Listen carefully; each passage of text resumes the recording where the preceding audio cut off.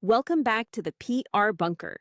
Today's guest is Joshua Altman, a fractional chief communications officer, helping businesses build trust, sharpen their story, and connect the dots between brand, narrative, and strategy. We talk about how he accidentally found his way from journalism into communications, why AI is only as good as the person using it, and what small businesses need to know before they start chasing channels. Let's get into it. And here's your host, Don Martelli.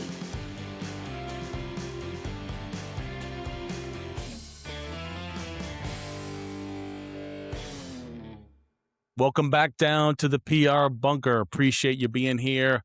Interesting guest today because I'm not interviewing somebody from the traditional news media PR side, but somebody I would probably consider a fantastic referral partner of mine that kind of fills the skills gaps in my work. Joshua Altman, pleasure to have you down here at the PR Bunker. I can't wait to tell your story, get into your background, and let's geek out about media and everything that you're touching with your clients. Thanks for coming. Thank you for having me. Let's go. Where are you calling in from today? We're in the DC area. Excellent. So you like smack dab in DC on the outskirts? Where exactly are you? We're in the outskirts. There you go. Excellent. And so I firmly believe that folks that I have in this podcast, we all have interesting journeys and stories in terms of where we are today professionally. Love to first and foremost have you describe your business, what you do for work, the clients you work for, and then kind of back in how you got there. We're Fractional Chief Communications Officers. That means our focus is on shaping perception and building and maintaining trust. We do that with our clients. We take a big picture view of how messaging impacts reputation, growth, and stakeholder confidence. We're fractional. That means we're contractual. We're right there with you however many hours you need us. It's not an agency. We're not there to just consult and be done. We work with agencies you already have in place.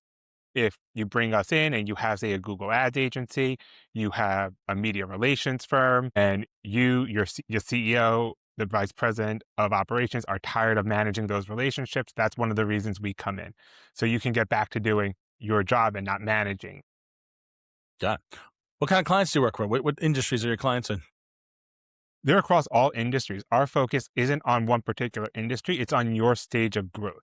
So we work with everything from solopreneur, one person, one pizza startups to anyone up to about 250 employees is the cap, depending on the industry. And that's because we work with startups. We work with professional services firm. We've also done government contracting.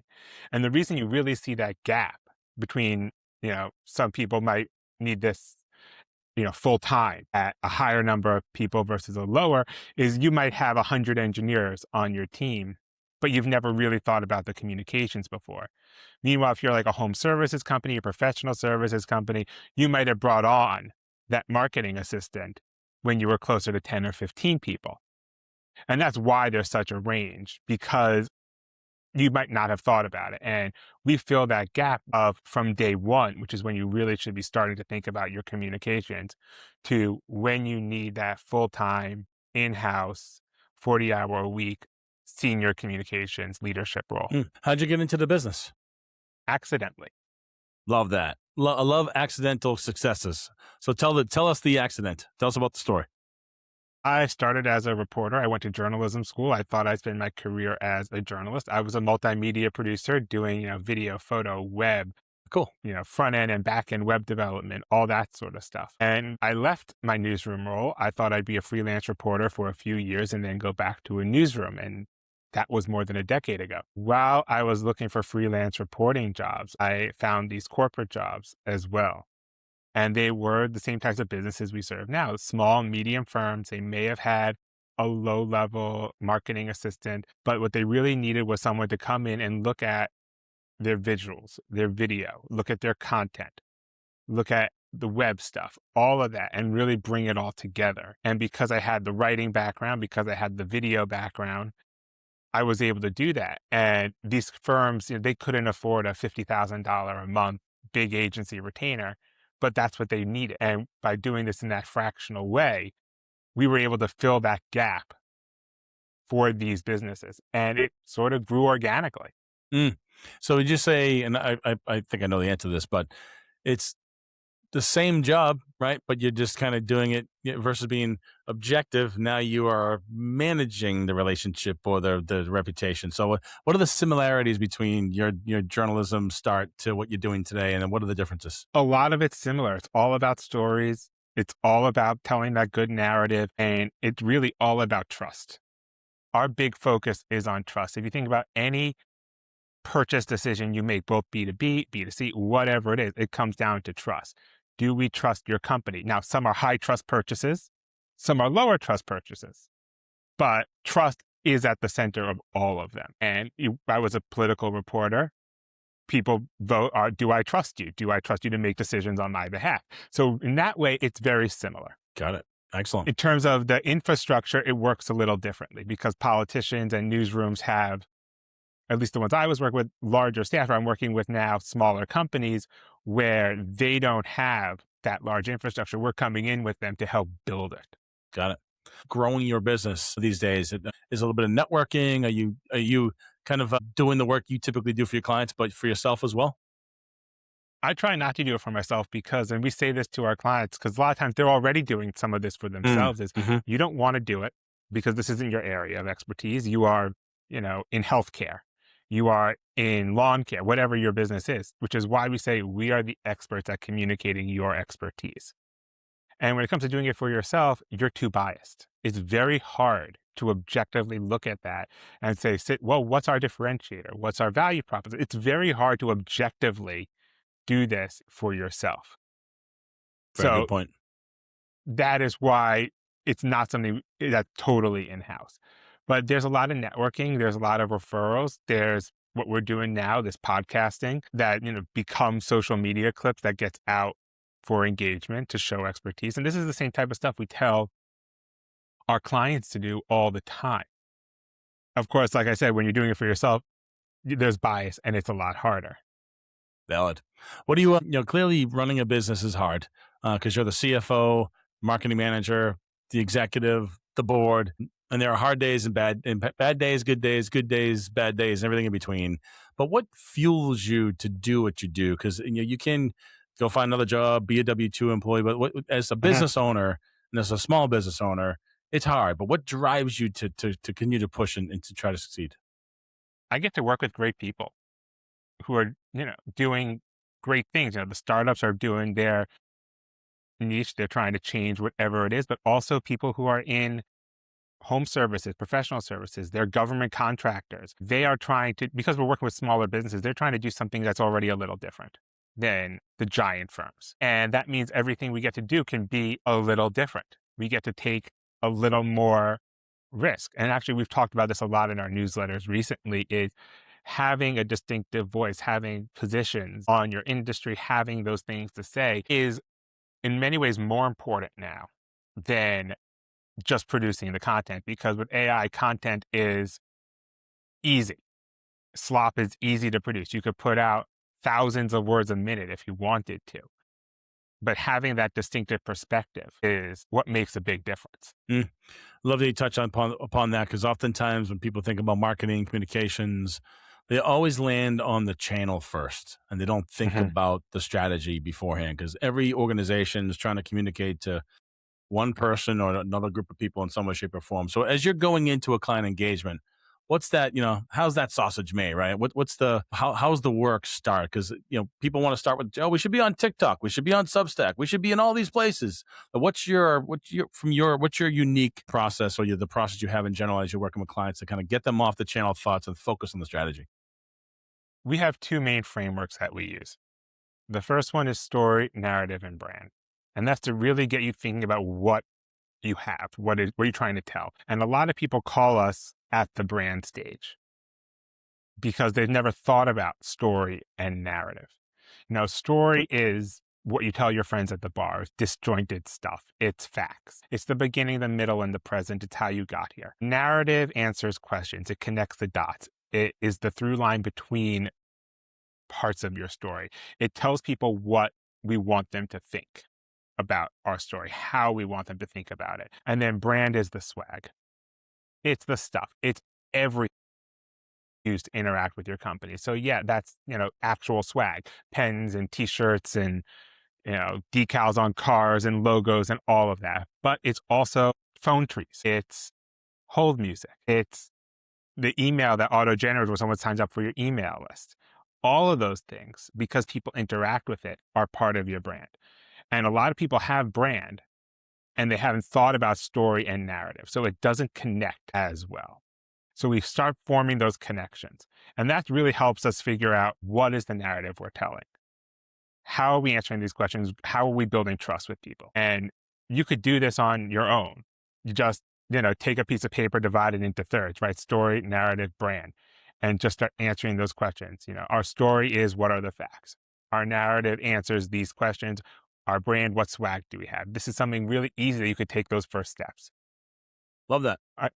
Our next one that we use goes towards those channels you mentioned, and that's our 4 languages model. And it's what people read, see, hear, and experience. Read is probably the most intuitive. People kind of get it. It's the stuff that you read. And that's a lot of what we consume now as we scroll through Instagram and LinkedIn and Reddit and all the other things on our phones all day. We're reading, but we're also seeing. It has pictures. It's how the text is presented. It's the layout. It's graphics. All of that goes to see. Hear often gets not thought of as much. It's what we're doing now. It's podcasts. It's things people hear. Like I mentioned before, your hold music is something people hear that's part of your brand. It's those phone trees. It's in-store audio if you have real physical locations. And there's a lot of work being done now around optimizing in-store audio from the moment someone walks into the store as they go through aisles until they check out. And what you might hear if, say, someone has 4 locations in one city, at one store, in that same aisle, it might be different at another location because they're really trying to optimize this. And then experience, which people think of as experiential stuff, conferences and pop-ups and events and all of that. And that is part of experience. But there's a second part of it. And that's how people experience what we read, see, and hear. So I mentioned podcasts. That's a great example of what we hear. We're doing it now, but we're also recording video. Some people are going to sit and watch this and it's appointment viewing for them. And thank you. Please sit and watch this as appointment viewing. But many people like me don't. We listen to podcasts. Podcasts are what we have on while we're driving. And please, if you're driving, do not watch it. Please listen. Put your attention on the road. It's what we have on when we are walking the dog. It's what we have on while we're making dinner for our families. We're getting the same information as someone in the video, watching that video, but 2 very different experiences. Big time. Another one we all see every day is mobile versus desktop. How we experience that. And does it load fast? Does it display right? And thankfully now, just a lot of web systems already handle that for us, as opposed to 10 years ago, where optimizing that for both of those was much harder. Yeah, good point. Very good point. How about AI? I mean, clearly you can't go anywhere in our business without hearing about it, using it in some way, shape, or form. How just generally for either for your business, for your clients, what tools are you using? What edges are you bleeding towards? How are you leveraging AI in your flow? We use it. It's great. It's a great tool, but that's all it is. It's a tool. If you handed me a hammer, you'd be lucky if you got a birdhouse a bird even wants to look at. You hand a master craftsman a hammer, you're going to get a great structure that looks great. Families can live in this for hundreds of years. We had the same hammer. He actually knows how to use it. AI is the same way. Good analogy. You have to know how to use it and use it responsibly. It's great for certain things. It's great for research. It's great for outlines. We had to research pretty much basic demographic information for more than 24 cities. It's really running a lot of Google searches to get vital statistics offices in a lot of cities for a client because we had to know markets. Well, you could put that list of cities into AI, give it restrictions. You can only do, .govs or Office of Vital Statistics or, City Health Department, whatever it was. And that saves a lot of time because really all we would be doing is those same Google searches and copying those same answers. You have to check it. You have to tell it to provide all the sources, and you have to really be careful verifying all the information. You also have to make sure you put in the right inputs. If we put in Rome, it doesn't know if we want Rome, Georgia or Rome, Italy. Does it want Paris, Texas or Paris, France? You have to be specific with these things. So that's kind of where it can fail, is we wanted Paris, Texas. It gave us Paris, France. You really do need to you got to give it very specific instructions. But it's great for that sort of thing. It's great for outlines. Agreed. And if you're doing stuff yourself, it does solve that problem of staring at a blank page. If it gives you that intro paragraph, if it gives you something, okay. For a lot of people, that's the hardest part. For professionals, that's the hardest part. It gives you a little bit to work with.